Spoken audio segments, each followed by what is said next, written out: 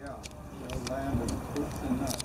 There's a lot here too. A lot more here. I know. Yeah, we noticed. Okay. It's a good place to observe some of the big changes. The crew that operated the ship was Navy, and then there were some civil servant employees, of course non-military but government employees, stewards and cooks and people like that.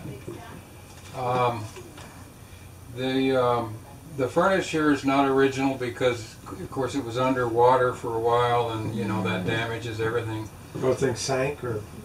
Yeah, it sank, and it sank to a depth of like 20 feet or something. So the water was up actually above the pilot house. Just the stacks were sticking up, and So it sank at the dock. yeah, it sank at the dock. There's different theories as to why it really sank, but it did. And this quarters was actually pretty nice for the time for a military vessel. You had natural lighting in the portholes, and these actually opened to let some fresh air in. The furniture they tried to replace with furniture of the period. And when the restoration happened, after the ship came back, and the mechanical part of it had been repaired, and that ship, the engineer officers are welcome to wander around, take a look and see what they look like. And then 2 Secret Service quarters on the other side.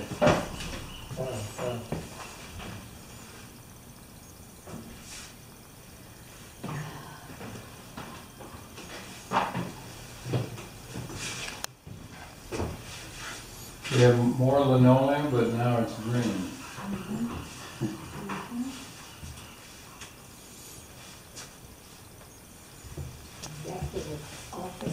Foot locker for all his clothes had to be in there in order, and if you counted the bunks in here, you won't find 50, not nearly that many. So they had to do what's called hot bunking, so that when you were on duty on your watch, someone else was in the bunk. And when you got off, you switched. The advantage of that was that once you got off your shift, the bunk was already warm. And these are actually pretty cushy compared to a lot of like a troop ship, where they're about half that wide and they're stacked like 5 or 6 deep. My dad he went to Iran during World War II as a stevedore. He took the top bunk because he knew that. Yeah. Yeah. Oh, You're on the bottom and people throwing up. Yep. You're in there. Yeah, exactly. Take the top one. And then there's a separate quarters there for he would have been Chief Petty Officer. He was the senior non-commissioned officer, so he did payroll, a lot of paperwork. He had his own office, his bunk in that quarters there. The forward compartment, very similar to this one, is where the civil servant had their quarters and the bunk. Sending Morse code, but it did not have the range. It didn't carry as far, and it wasn't as strong a signal. So a lot of times, like in rough weather, the Morse code was more reliable. Plus,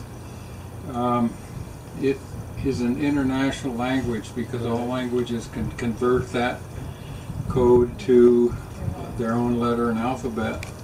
And then this was a teletype, which was like an electrified typewriter, but it also had a device that converted a keystroke into a signal which went out over the shortwave radio. Pretty innovative.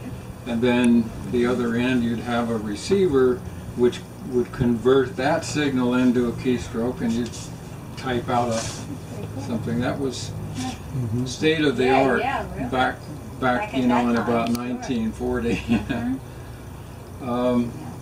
And one of the things that Roosevelt did during his presidency was go on the radio, commercial radio. The television had been invented, but it wasn't commercialized during that period. So people listened to the radio a lot, and he had, especially during the war, World War II, what was called fireside chats. So he'd tell the public over the radio what was going on in the war or other important activities. At least one of those fireside chats originated here in the Potomac from this radio room. So it's sort of historic. Yeah, it is. Very nice. Inline diesel. And I think I mentioned these are not the original. These were donated by Crowley Maritime. And a couple of things that are unique and interesting is that they're direct drive. There is no clutch, there's no transmission. They're bolted directly to the drive shaft at the stern or the rear of the engine, goes through the stern of the ship to the propeller in each of these two engines. So when they want to reverse the direction of the propeller, they have to bring the engine to a complete stop, and there's a mechanical device in the cam setup that is operated. They start the engine up again, and the engine's actually running in the opposite direction. So it's clockwise and then counterclockwise. And so it takes a bit of care to do that without some damage. It also takes some foresight by the captain to make sure if he's coming into dock for here, for example, that he does that well before he reaches the point of decision, because otherwise he won't have time to reduce the speed. Or that when Roosevelt was using the ship, there was no coffee maker like that, and there was no microwave. I'm sure. Step down to watch the footing.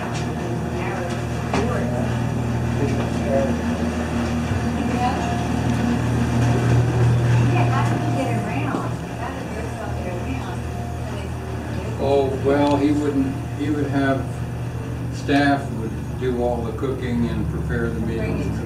But he was, in this area, he was in a wheelchair, or he was walking, he had braces and he used crutches, and he had aids that helped him move around, because he didn't have very good balance, or didn't have the nerves because of the polio. And in fact, that's the elevator. This door is locked, but when we go on the upper deck, we'll be able to open it up. You had a bar, and so they tried to get the bell back, and they were told they couldn't locate it. And so this went on for years.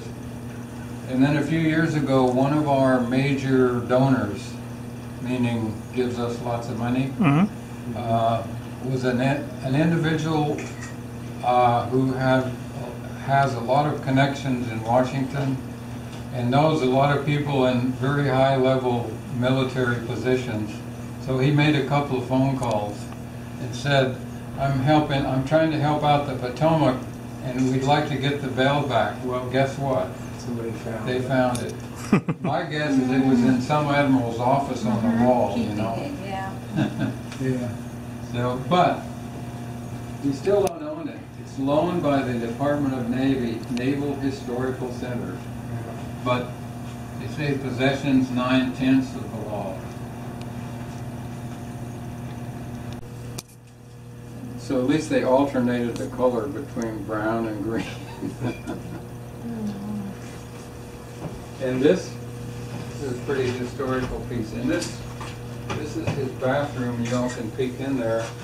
When you look in there, you'll see that stainless steel tub. It's especially designed for him to be low and flat on the top.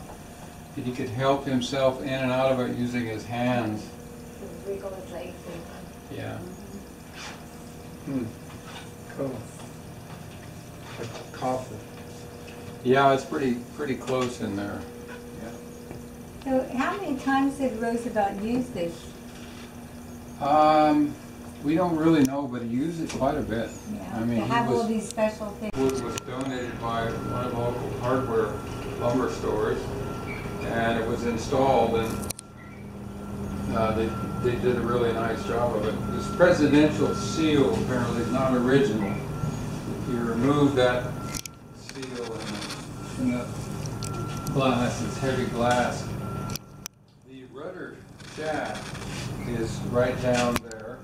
That's there for looks and also for maintenance. They can get access to the rudder shaft if they have to remove it.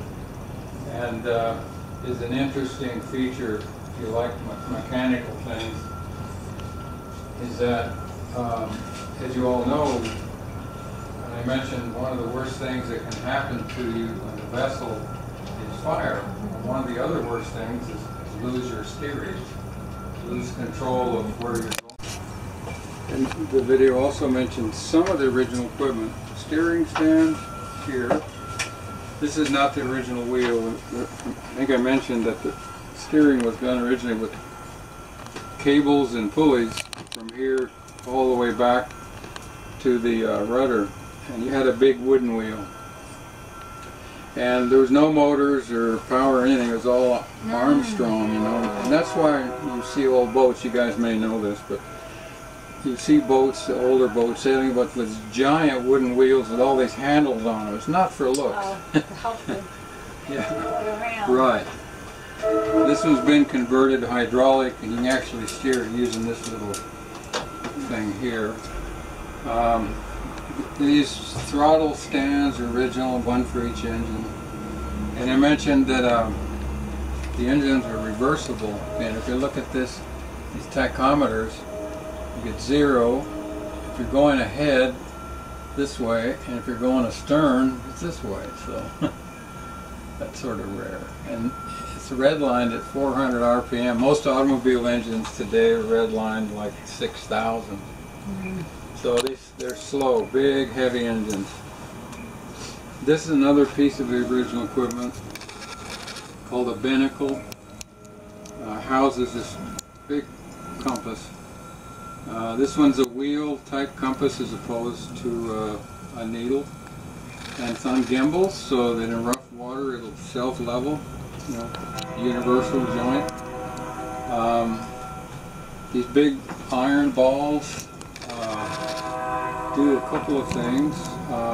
They're used to make an adjustment for the magnetic declination, which is the difference between magnetic north and true north. And that varies depending on where you are on the globe. And if you don't make adjustment for that and you use magnetic north and you're going to Hawaii from here, you're going to miss it by a few hundred miles. So in this area the magnetic declination is just over 13 degrees, and so these are set to compensate for that, so that now when you read north, it's true north. So they actually use that while they're driving? They can, they don't. They use GPS. You know, we have all the latest The secret There we stuff. go. navigation equipment, and this is actually required by the Coast Guard. Yeah. But when the power is out or the wire's short out, this thing has no batteries and no motors. It works all the time, no matter what. And if you know how to use it, still the fail-safe.